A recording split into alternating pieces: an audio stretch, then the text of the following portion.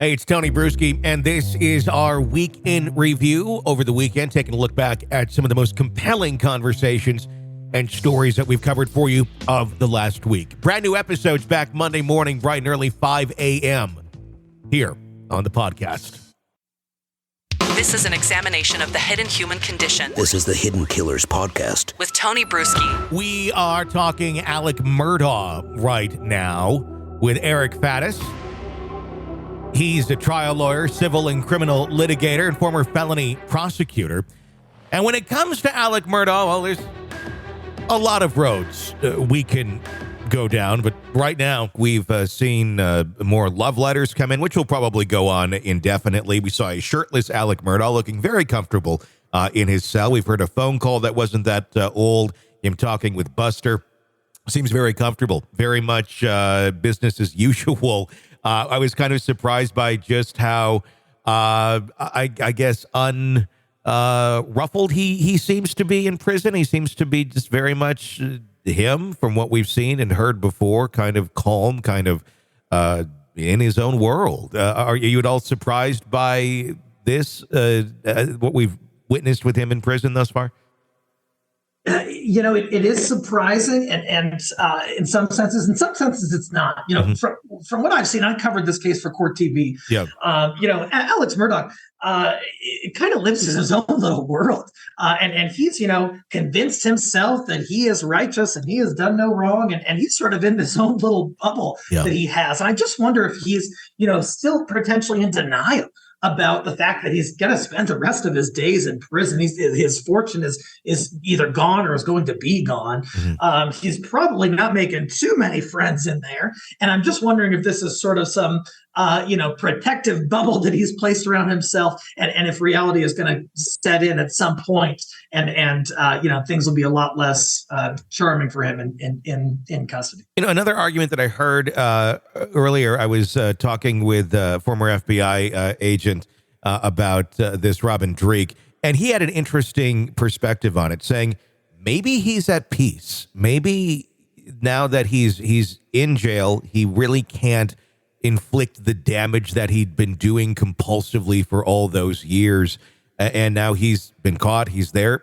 I wonder if there's some level of, there's nothing more I can do. I'm done. And here I am. And maybe this has found himself peace.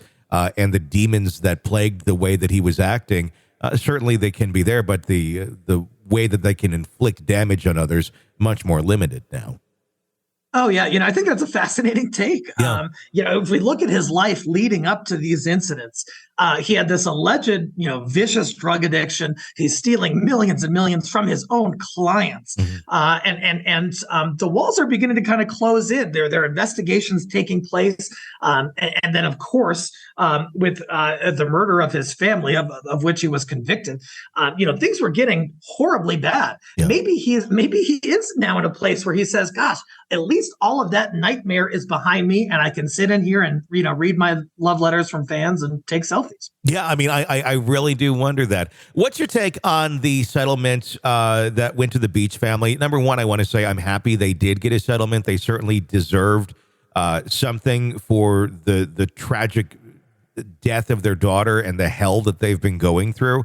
But I do at the same point feel like this, I don't know how much justice was done, or maybe the right party is paying for what his son Paul actually did. Because when you look at the Parker's convenience store now paying between $15 to $20 million to the Beach family for the wrongful death and for them selling alcohol to a minor, they really didn't do anything wrong in terms of process and knowledge that they had of selling alcohol to a minor. They didn't know they were selling alcohol to a minor. Paul came in there with his brother's ID. They look very much alike.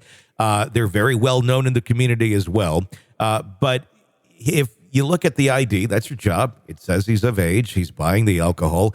There's not a lot more a store can do to ask someone to prove their age other than just refuse the sale altogether.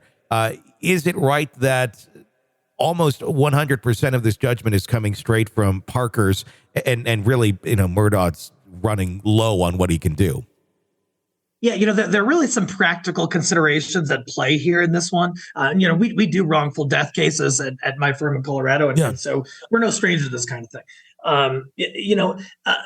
What it looked like is they could have gone after the Murdaughs. Of course, Paul Murdaugh seems to be primarily responsible for this horrible tragedy, but it sounds like the Murdaughs may be not collectible in this circumstance. They've got, their fortune is dwindling. They've got all these other people who want pieces of that. And so I get why the plaintiff instead went after the company that has apparently deeper pockets to the tune of $15 to $20 million. But I hear you. Was the convenience store the primary bad actor? No, absolutely not. But did they have a responsibility, and did they have a causal role in how all this played out? I think they absolutely did. And so, I'm happy that the victim's family received a substantial sum of money. That's a pretty large settlement, even for a wrongful death. Yeah. But does it feel like justice was served completely? No, not to me. Well, I guess the question would be, what more? I mean, if you're Parker's, and I know it's in their insurance companies, they're the one who said, we're not going to go to court and be connected to Alec Murdaugh. Let's settle this. Optics of it, I think, if it wasn't Alec Murdaugh, I could see them actually going to court and probably winning.